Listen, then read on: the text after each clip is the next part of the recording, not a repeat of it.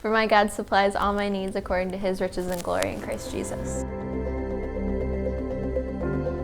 The prophetic word that I had received was from Pastor Alex when it was shortly before Light City School of Ministry was going to start up. He was basically just saying that he felt like the Lord was telling me that this was my time to kind of just like find who I was. I've been very passionate about doing ministry. I had definitely felt like the Lord was calling me to go to some sort of ministry school at some point. I just didn't know what that was going to look like. I was then going to have to go more part-time, so cut some time at work, and financially just didn't seem right to me. In the natural, it just didn't seem like it was going to work out. That I was in school working part-time, she was working full-time, and we were saving for a house, and so we didn't see how decreasing our income was going to enable us to get our house faster. I chose to still do the program because of the prophetic word that I had received, because we both felt like that was like confirmation. I just knew that if it was God's will, that if this is what she wanted to do, and what she felt like the Lord was calling her to do with her life, that I didn't want to get in the way. I wanted to stand behind her and support her,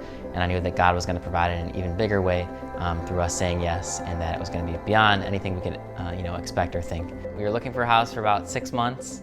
We started really kind of doing it more once Kelsey was in the school, because we believed that God was still going to provide for us.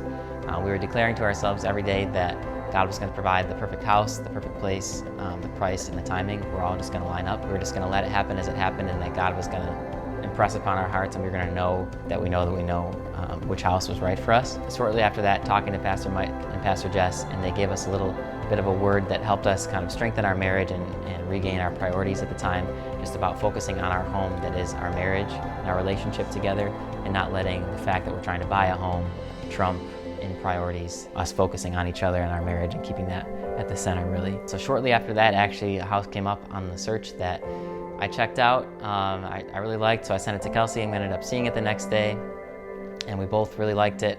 We put in an offer that weekend, and we were just saying, all right, God, this is it. Let it work out. If not, save us from it.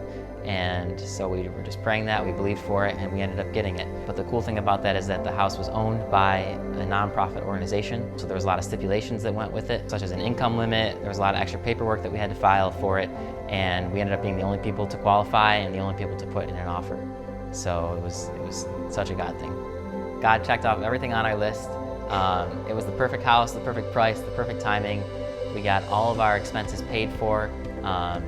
$10,000 in free money through various programs. Me actually kind of taking more of a pay cut to do Light City School of Ministry, which then also in return we ended up making less than we would have, which then qualified us to still be under the income limit to actually purchase the house. And so if I would have not done Light City School of Ministry, we would have made over the income limit, and therefore we wouldn't have our house. So God had us the whole time.